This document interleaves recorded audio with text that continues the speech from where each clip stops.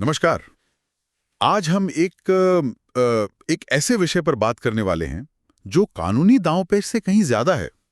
ये दो लोगों की जिंदगी, उनके भविष्य और भावनाओं से जुड़ा है। जी, स्थायी गुजारा भत्ता यानी परमानेंट एलिमनी। बिल्कुल सही कहा। तलाक अपने आप में एक बहुत मुश्किल प्रक्रिया है और जब इसमें पैसों की बात आती है तो मतलब बहुत सारा डर और कंफ्यूजन सामने आ जाता है। हाँ, और इसीलिए आज हम इस विषय की गहराई में उतरेंगे। हमारे पास जो जानकारी है वो भारतीय तलाक कानून, खासतौर पर हिंदू विवाह अधिनियम की धारा 25 और अदालतों के कई ऐतिहासिक फैसलों पर आधारित है। हमारा मकसद किसी कानूनी किताब को पढ़ना नहीं है, नहीं, बिल्कुल नहीं। बल्कि ये समझना है कि जब एक जज गुजारा भत्ते पर फैसला लेता है तो उनके दिमाग में क्या चल रहा होता है, वो किस तराजू पर इसे तौलते हैं। और उस तराजू को समझना ही सबसे जरूरी है, क्योंकि देखिए कानून का मकसद किसी को सजा देना या किसी एक को मालामाल करना नहीं है, बल्कि एक संतुलन बनाना है। बिल्कुल, बस एक संतुलन। तो चलिए इसी संतुलन को समझने की शुरुआत करते हैं उन दो सबसे बड़ी भ्रांतियों से जो शायद हर किसी ने सुनी होंगी। हाँ, ये तो बहुत कॉमन है। हाँ। पहली और सबसे बड़ी गलतफहमी, तलाक होते ही पत्नी को पति की प्रॉपर्टी में 50% हिस्सा मिल जाता है। हाँ हाँ हाँ, ये बात तो मतलब फिल्मों से लेकर आम बातचीत तक में छाई हुई है। इसमें कितनी सच्चाई है? इसमें लगभग शून्य सच्चाई है। स्रोत इसे साफ तौर पर एक भ्रामक बात कहते हैं। अच्छा, शून्य। जी, यह भारतीय कानून की समझ नहीं, बल्कि शायद पश्चिमी देशों के कानूनों की एक अधूरी नकल है जो लोगों के दिमाग में बैठ गई है। भारत में ऐसा कोई ऑटोमेटिक नियम नहीं है। कोई ऑटोमेटिक नियम नहीं है? नहीं, अदालत संपत्ति का मूल्यांकन जरूर करती है, लेकिन गुजारा भत्ता एक वित्तीय सहायता है, प्रॉपर्टी का बंटवारा नहीं। ये दोनों बहुत अलग चीजें हैं। तो इसका मतलब ये हुआ कि अगर किसी की बहुत बड़ी संपत्ति है तो भी उसकी पत्नी को सिर्फ गुजारे लायक रकम ही मिलेगी, संपत्ति का आधा हिस्सा नहीं। ये बात जरूर कई लोगों को चौंका सकती है। हाँ, बिल्कुल। गुजारा भत्ते का उद्देश्य सिर्फ ये सुनिश्चित करना है कि आश्रित पक्ष अपना जीवन स्तर बनाए रख सके, बस। ठीक है, ये बहुत बड़ा स्पष्टीकरण है। अब आते हैं दूसरी बड़ी गलतफहमी पर जो नौकरी पेशा लोगों को सबसे ज्यादा डराती है। सैलरी वाली बात। हाँ, कि पति को अपनी महीने की सैलरी का मतलब 50-60% हिस्सा पत्नी को देना पड़ता है। ये सुनते ही किसी के भी हाथ पैर फूल जाएंगे। और ये डर भी पूरी तरह निराधार है। हाँ। ये भी एक मिथक ही है। तो कोई फिक्स परसेंटेज नहीं है? कोई गणितीय फॉर्मूला नहीं है जिसे जज कैलकुलेटर पर लगा के फैसला सुना दे। अदालत का दृष्टिकोण किसी मशीन की तरह नहीं होता। ये एक बहुत ही मानवीय और तथ्यों पर आधारित मूल्यांकन है, जिसे आप न्यायिक विवेक कह रही थी। बिल्कुल। जज की अपनी समझ और सूझबूझ पर यह निर्भर करता है। लक्ष्य हमेशा संतुलन बनाना होता है, किसी एक पक्ष को वित्तीय रूप से तोड़ देना नहीं। तो अगर कोई फिक्स्ड फॉर्मूला नहीं है, कोई तय प्रतिशत नहीं है, तो फिर अदालत का मकसद क्या है? मतलब वो किस सोच के साथ फैसला करते हैं? यहाँ पर अदालत का मूल सिद्धांत सामने आता है, और वो है जीवन स्तर की निरंतरता। जीवन स्तर की निरंतरता। हाँ, केंद्रीय न्यायिक सिद्धांत ये है कि आश्रित पति या पत्नी तलाक के बाद भी मोटे तौर पर उसी लाइफस्टाइल को बनाए रख सकें जिसके वे शादी के दौरान आदी थे। स्रोत के अनुसार अदालत ये देखती है कि शादी के पहले या शादी के बाद पत्नी अपने ससुराल में जिन सुख सुविधाओं का लाभ ले रही थी, उसे बनाए रखने के लिए एक मुश्त या हर महीने एक तय रकम दी जाए। मतलब एक तराजू की तरह, जिसके एक पल्ले पर पत्नी की जरूरतें और उसका पहला का लाइफस्टाइल है, और दूसरे पल्ले पर पति के चुकाने की क्षमता और उसकी अपनी जिम्मेदारियां। वाह, आपने इसे बहुत अच्छे से समझाया के का नाजायज फायदा उठाया जा सके। तो इस बैलेंस को बनाने के लिए अदालत किन किन चीजों को या कहें कि किन वजनों को इस तराजू पर रखती है? ठीक है, तो चलिए एक एक करके इन फैक्टर्स को समझते हैं। सबसे पहला और सबसे बड़ा वजन है दोनों लोगों की माली हालत, फाइनेंशियल कंडीशन। हाँ, यानी पति और पत्नी दोनों की कमाई, संपत्ति, देनदारियां और सबसे जरूरी भविष्य में कमाने की उनकी क्षमता। तो मतलब अगर पत्नी ज्यादा कमा रही है तो समीकरण पूरी तरह बदल सकता है? पूरी तरह से। सैद्धांतिक रूप से तो कानून लिंग तटस्थ है। अगर पति आश्रित है तो वो भी दावा कर सकता है, हालांकि ये बहुत रेयर है। अच्छा। लेकिन पत्नी की अच्छी आय का बहुत बड़ा असर पड़ता है। स्रोत एक उदाहरण देता है। मान लीजिए पत्नी सरकारी नौकरी में है और 1.5 लाख रुपए महीना कमा रही है। 1.5 लाख? ठीक है, और पति किसी निजी कंपनी में 50,000 कमा रहा है। ऐसी स्थिति में पत्नी को स्थायी गुजारा भत्ता मिलने की संभावना न के बराबर है। ये तो बिल्कुल तर्कसंगत रखता है। अच्छा, माली हालत के बाद दूसरा सबसे बड़ा फैक्टर क्या होता है? दूसरा सबसे महत्वपूर्ण फैक्टर है बच्चों की अभिरक्षा, यानी चाइल्ड कस्टडी। ये अक्सर निर्णायक साबित होता है। बच्चों की कस्टडी? जी, अगर बच्चे पिता के साथ रहते हैं तो पत्नी को गुजारा भत्ता मिलने की संभावना बहुत ही कम हो जाती है। क्योंकि पति पहले से ही बच्चों का पूरा वित्तीय बोझ उठा रहा है। एग्जैक्टली। और अगर बच्चे माँ के साथ रहते हैं? जैसा कि ज्यादातर मामलों में होता है। अगर बच्चे माँ के साथ रहते हैं तो बच्चों के भरण पोषण और उनकी परवरिश के खर्च के लिए गुजारा भत्ता दिया जा सकता है। लेकिन ये भी पत्थर की लकीर नहीं है, ये फिर से दोनों की आय पर निर्भर करेगा। अच्छा, तो यहाँ भी दोनों की इनकम देखी जाएगी। हाँ, अगर माँ की आय बहुत ज्यादा है और वो आसानी से बच्चों का खर्च उठा सकती है तो हो सकता है कि उसे बच्चों के नाम पर भी बहुत कम या कोई गुजारा भत्ता ना मिले। सब कुछ केस के फैक्ट्स पर निर्भर करता है। अच्छा, तो ये सिर्फ पत्नी के गुजारे के लिए नहीं है, बच्चों की परवरिश का खर्च भी इसमें एक बहुत बड़ा हिस्सा है। बच्चों की बात तो समझ आती है, लेकिन क्या इस बात से भी फर्क पड़ता है कि शादी कितनी लंबी चली? बिल्कुल। 15 दिन की शादी और 15 साल की शादी में तो जमीन आसमान का फर्क होगा। बिल्कुल, ये तीसरा बड़ा फैक्टर है। हाँ। शादी कितने समय चली, और उससे भी ज्यादा जरूरी कि पति पत्नी असल में एक साथ कितना रहे। एक साथ कितना रहे, ये ज्यादा जरूरी है। हाँ, स्रोत में एक बहुत ही दिलचस्प उदाहरण दिया गया है। मान लीजिए कि एक शादी सिर्फ 15 दिनों तक चली, उसके बाद झगड़े शुरू हो गए और वे अलग रहने लगे। ऐसे मामले में अदालत या तो नाम मात्र का बहुत छोटा गुजारा भत्ता दे सकती है या इसे पूरी तरह से खारिज भी कर सकती है। अच्छा, हाँ। जबकि एक लंबी शादी में जहाँ एक पक्ष ने दूसरे के लिए अपने करियर का त्याग किया हो, वहाँ गुजारा भत्ते का दावा कहीं ज्यादा मजबूत होता है। ये बहुत अहम बिंदु है। अब एक थोड़े पेचीदा पहलू पर आते हैं। क्या तलाक के कारण या किसी का आचरण या बिहेवियर भी एलिमनी पर असर डाल सकता है? हाँ, और ये एक बहुत बड़ा फैक्टर हो सकता है।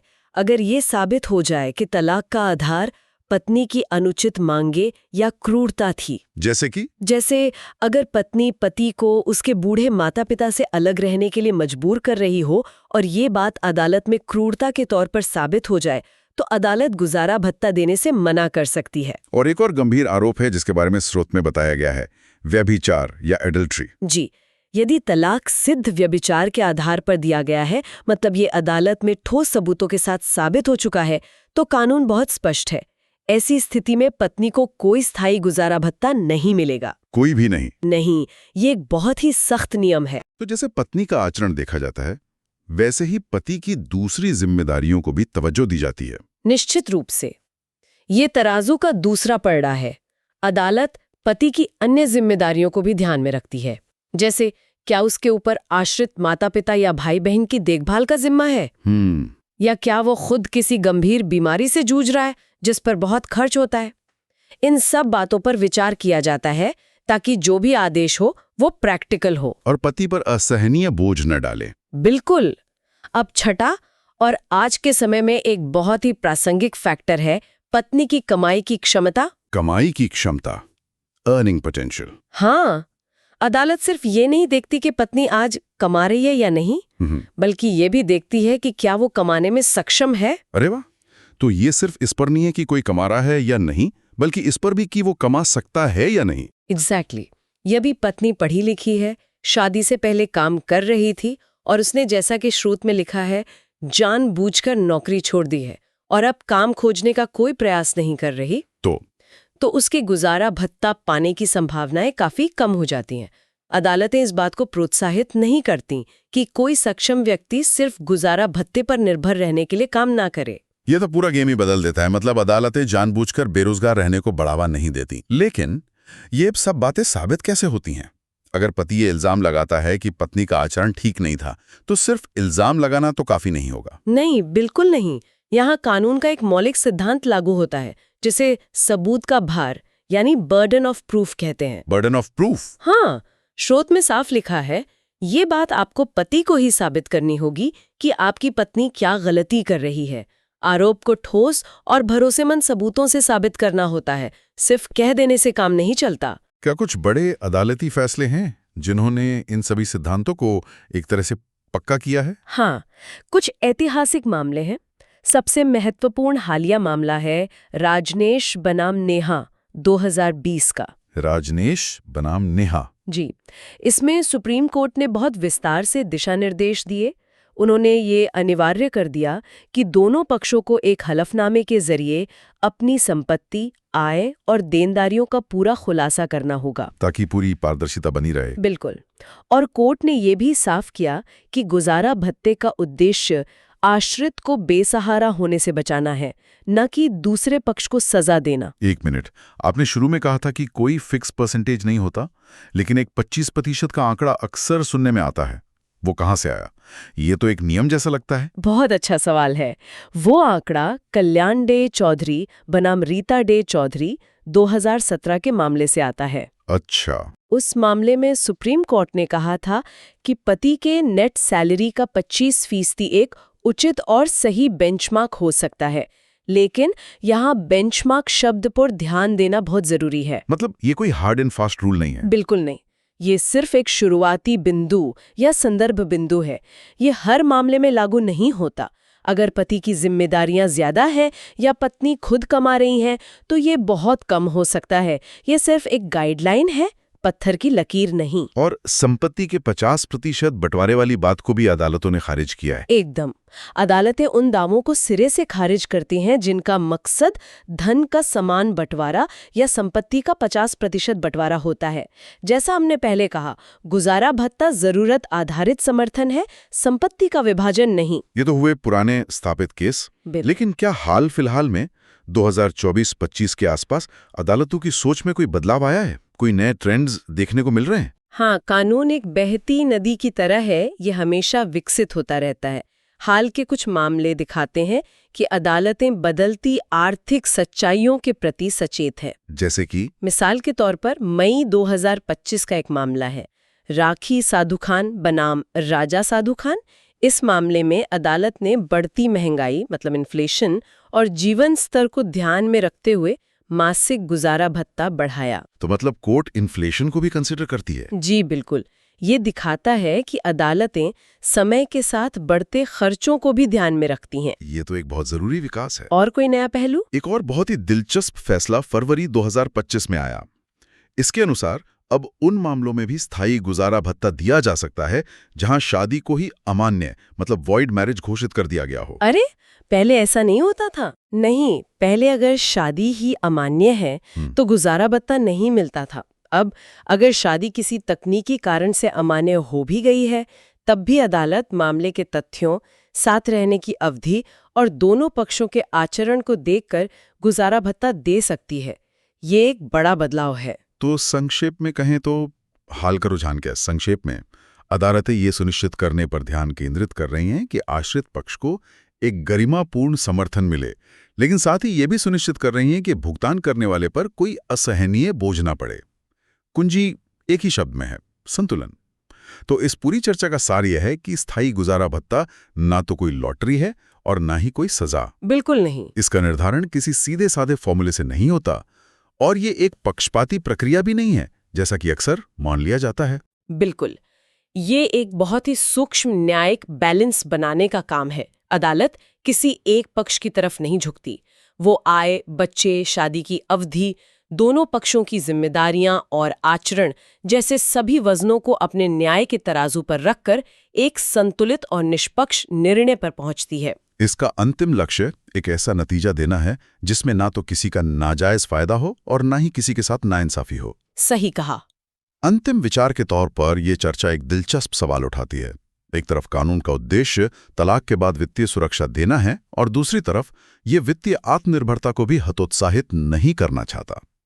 ये एक बहुत बड़ा द्वंद्व है। हाँ, तो जैसे जैसे सामाजिक मानदंड बदल रहे हैं, जहां महिलाएं और पुरुष दोनों समान रूप से शिक्षित और कमाने में सक्षम हो रहे हैं, ये देखना दिलचस्प होगा कि भविष्य में अदालतें उचित जरूरतों और जीवन स्तर की व्याख्या कैसे करती हैं। खासकर उन मामलों में जहां दोनों पक्षों की कमाने की क्षमता लगभग बराबर है। बिल्कुल। ये एक बहुत ही प्रासंगिक प्रश्न है।